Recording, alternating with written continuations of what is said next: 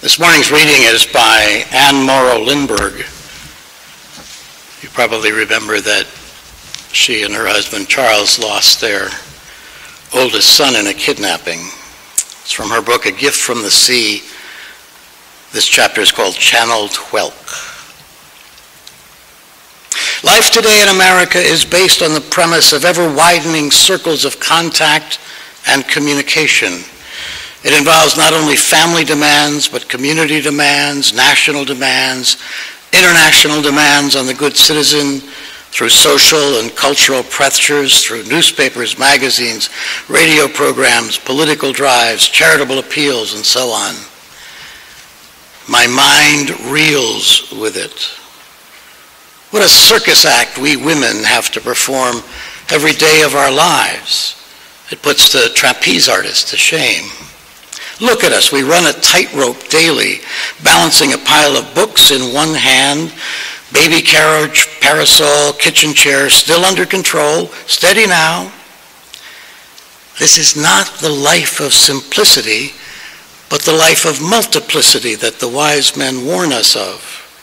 It leads not to unification, but to fragmentation. It does not bring peace, it destroys the soul. And this is not only true of my life, I'm forced to conclude, it's the life of millions of women in America. I want, first of all, in fact, as an end to all my other desires, to be at peace with myself. I want a singleness of eye, a purity of intention, a central core to my life that will enable me to carry out those obligations and activities as well as I can. I want, in fact, to borrow from the language of the saints, to live in grace as much of the time as possible.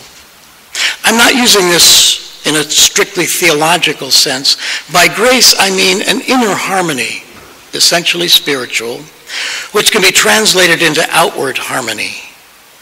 I'm seeking perhaps what Socrates asked for in the prayer from Phaedrus when he said, "May the outward and inward man be at one." I'd like to achieve a state of inner spiritual grace from which I could function and give as I was meant in the eye of God. How difficult for us then to achieve a balance in the midst of these contradictory tensions, and yet how necessary for the proper functioning of our lives. How much we need, and how arduous of attainment is that steadiness preached in all rules for holy living.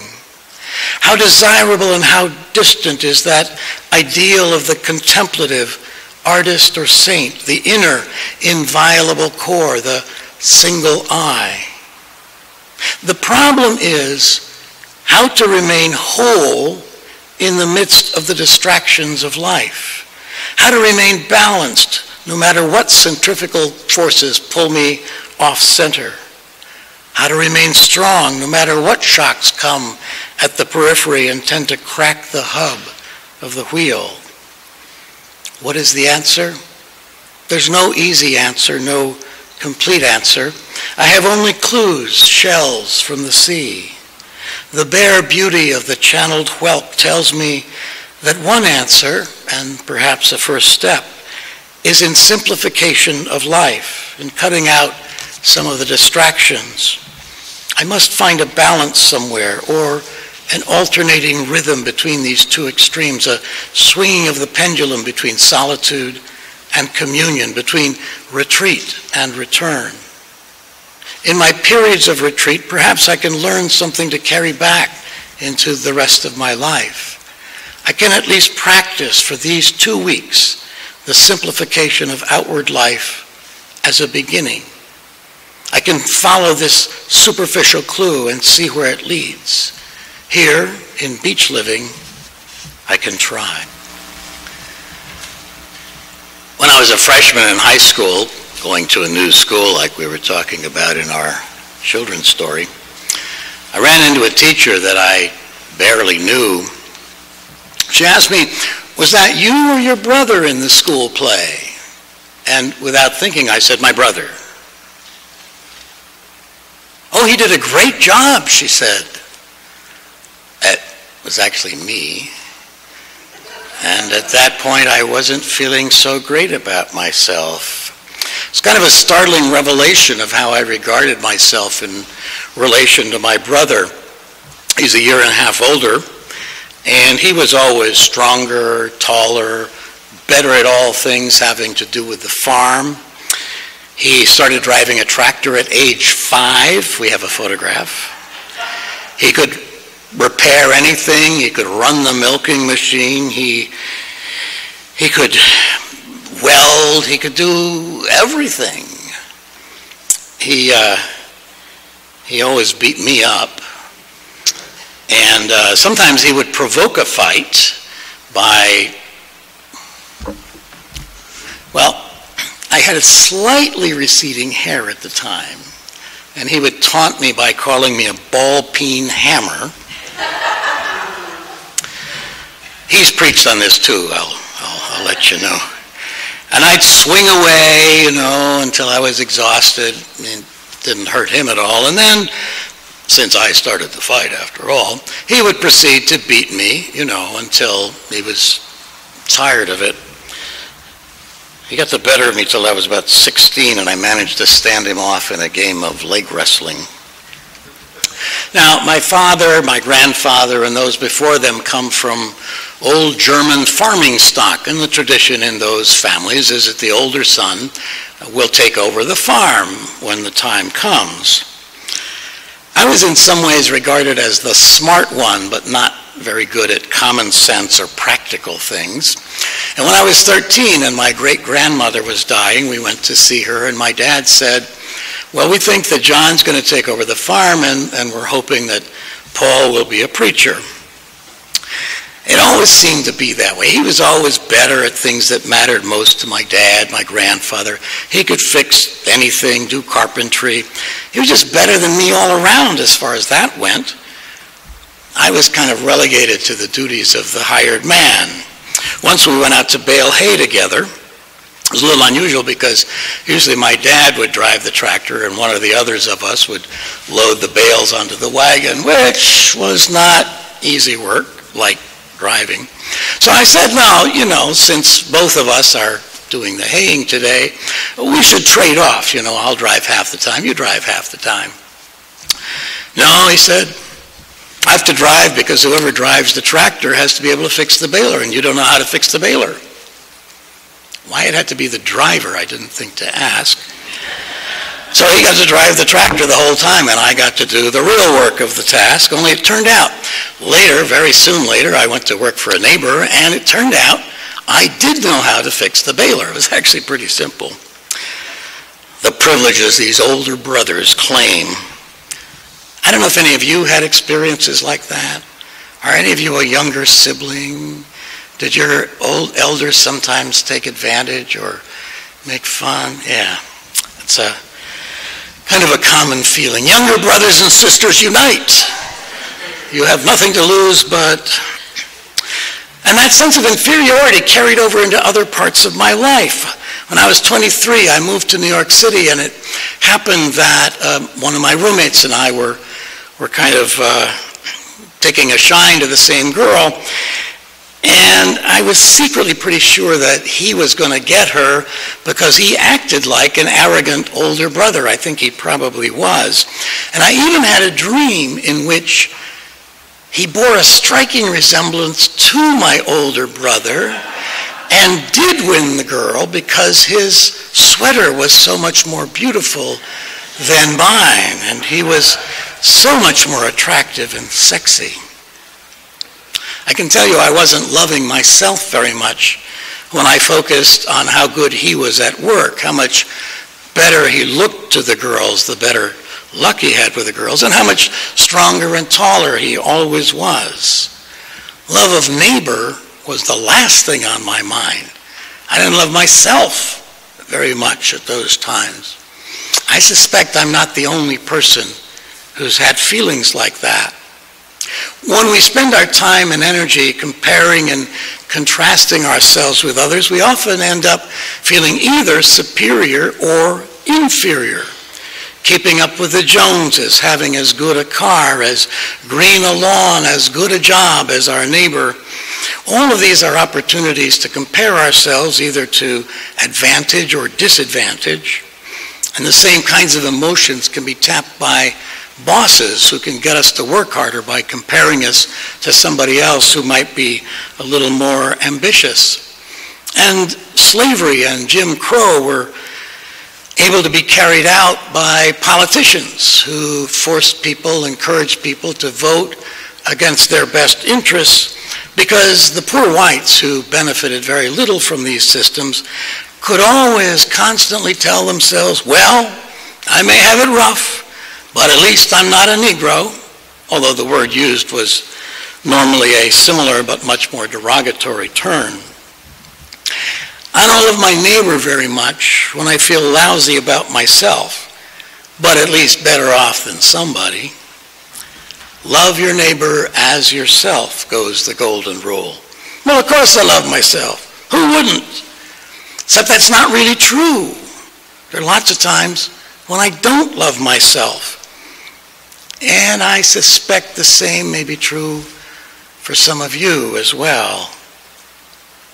This morning's thought for contemplation in your order of service by Pema Chodron says, Maitra, or loving kindness, means sticking with ourselves when we don't have anything, when we feel like a loser.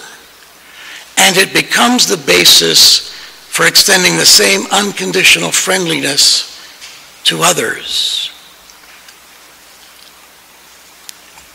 But when we don't stick with ourselves, when we feel lousy because we're inferior, miserable, a loser, or when we feel exalted, superior, a winner, when we're in that place, when we can't have compassion, loving kindness for ourselves, it's pretty hard to extend unconditional friendliness to others. Our two religious traditions, Unitarian and Universalist, were born, each of them in part, as a response to a rigid Calvinist theology. It was taught that human beings are totally depraved, powerless to do anything good in God's sight. The teaching went that human beings have been in this miserable condition ever since Adam and Eve disobeyed God by eating from the fruit of the tree of the knowledge of good and evil, and that they had thereby cursed all of their descendants to original sin. And more than that, because of the utter depravity of every human being on earth, we were all justly consigned to eternal damnation in hellfire. One image used by Jonathan Edwards was that we're being held over the pit of hell by a thread like a spider's thread, and at any instant God could let go of the thread and drop us. Any of you remember that? It was a great image of hellfire and our righteous end. So nobody could do anything to avoid this well-deserved fate unless through divine faith, through divine grace, God decided from the beginning of time that we would be saved. It doesn't leave a lot of motivation to be virtuous if nothing you can do will change your fate in the afterlife. So our Universalist forebears over 200 years ago rejected that teaching, and they came to believe that instead God was a loving Father who wouldn't condemn any person to eternal damnation, that salvation was universal, hence universalism. All of us are loved by God, and all of us would ultimately be saved. And on the other side of our family tree, William Ellery Channing, minister of what is now Arlington Street Church, where I was privileged to serve as an intern, laid out the case for Unitarianism 196 years ago in his Baltimore sermon, Unitarian Christianity. He argued both there and in other sermons that human beings are not utterly depraved, but that we have in ourselves the capacity to cultivate virtue, to become more loving to ourselves and to one another. Channing went further and preached in another sermon that we could come to have a likeness to God. He took his argument from several verses in the New Testament, including the infrequently quoted verse on the Sermon on the Mount, in which Jesus instructs his listeners, "Be perfect, therefore, as your heavenly Father is perfect." Perfect? That's a pretty high standard. Like God? Even worse. But what I think Jesus means here is that we should strive to become whole, to overcome the divisions within ourselves that whisper in one ear how wonderful and superior I am, and in the other, what a wretch I am and how I suffer. Channing said, religious instruction should aim chiefly to turn men's aspirations and efforts to that perfection of the soul which constitute it a bright image of God. God, he said, is another name for human intelligence raised above all error and imperfection and extended to all possible truth. And this theme, of course, is reflected in more contemporary language in our own first principle, our affirmation of the inherent worth and dignity of every person, including you and me and every other human being. In other traditions, the same idea is stated as we are all children of God, or that we all have the image of God implanted in our hearts. We're all created equal, each of us with gifts and deficits, joys and sorrows, satisfactions and shortcomings. And we each have the potential to accept who we are, to be thankful for the gifts we've been given, and to forgive ourselves when we fall short of our own highest aspirations. We all have the capacity to be whole. And I believe that part of living a satisfying life consists in understanding and accepting who we are, for both good and bad, and in seeking to become whole, to have compassion for ourselves, and to figure out how to live our lives in the way that we are each uniquely qualified to do, with all our deficits and all our capacities. I don't believe, as some would put it, that God has a plan for each of our lives, but I do believe that each of us is a unique individual, and that leading a satisfying life is in part by finding the place where we can be whole, where we can bring our whole selves to the business of our living. Martin Buber puts it this way: every person should know and consider the fact that you, in the particular way that you are made, are unique in the world, and no one like you has ever been. For if someone like you had already been, there would be no reason for you to be in this world. Actually, everyone is something new in this world, and here we must work to perfect our particular being. And it's not about seeing ourselves as wonderful or perfect or better than everyone else. It's not about this sort of silly self-affirmation that Al Franken's character Stuart Smalley used to spout on Saturday Night Live, looking in a mirror. I'm good enough. I'm smart enough. And doggone it, people like me. It's not about learning how to win friends and influence people, as Dale Carnegie put it. And it's not about Norman Vincent Peale's The Power of Positive Thinking, although thinking positively is usually better than thinking negatively. It's about accepting ourselves as we really are, warts and all, having compassion for ourselves, loving ourselves, and then living into that reality. And when we really love ourselves, as Pema Chodron put it, we are truly capable of extending that same unconditional friendliness to others. Being whole, like unto God in Channing's words, perfect as your heavenly Father is perfect in Jesus' words, means achieving a kind of equipoise, as was spoken of in our reading, a kind of resilience in good times and bad, knowing that each of us has a place in the world that exists just for us. It doesn't mean taking yourself too seriously or thinking that you're God's special gift to the world. Rabbi Simcha Bunim of Peshishka taught, every person should have two pockets. In one pocket should be a piece of paper saying, I am but dust and ashes, after the line in Genesis. And the other pocket should contain a piece of paper saying, "For my sake was the world created." And if you're getting too uppity, you take out the one about the ashes and dust, and if you're feeling really down, you take out the one that says, "For my sake the world was created." Well, I finally figured out that my brother has some skills and talents that I don't have, and I have some that he doesn't have. He's always going to be older than me, which is why he was bigger and stronger when we were kids. It took me a while to figure that out, and I had to convince our younger son of exactly the same thing. In the event, he left the farm to become a preacher, while I became a preacher much later in my life, and we ended up more or less at the opposite ends of the theological spectrum. He's still a lot better at fixing up the house, his house, than I am at fixing up mine.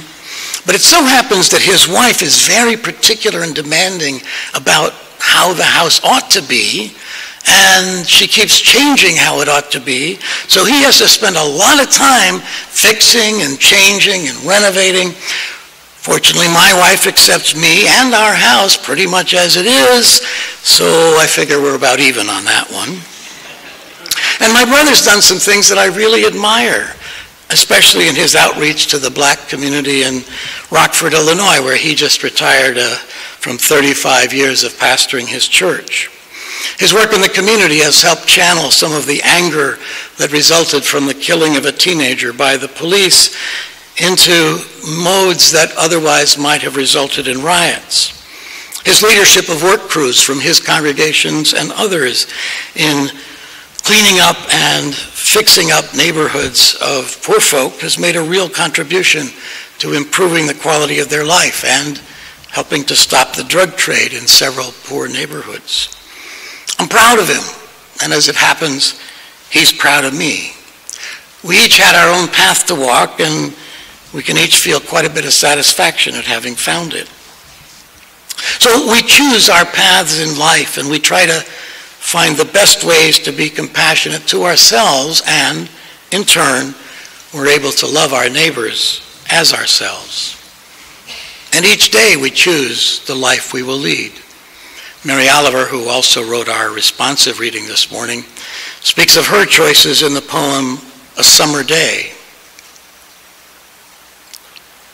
Who made the world? Who made the swan and the black bear? Who made the grasshopper? This grasshopper, I mean, the one who's flung herself out of the grass, the one who's eating sugar out of my hand, who's moving her jaws back and forth instead of up and down, who's gazing around with her enormous and complicated eyes. Now she lifts her pale forearms and thoroughly washes her face. Now she snaps her wings open and floats away. I don't know exactly what a prayer is. I do know how to pay attention, how to fall down into the grass, how to kneel down in the grass, how to be idle and blessed, how to stroll through the fields, which is what I've been doing all day. Tell me, what else should I have done? Doesn't everything die at last and too soon? Tell me, what is it you plan to do with your one wild and precious life? May we find peace and satisfaction as we strive for wholeness in our hearts and in our lives, and as we love our neighbors as ourselves. Amen. And may it be so.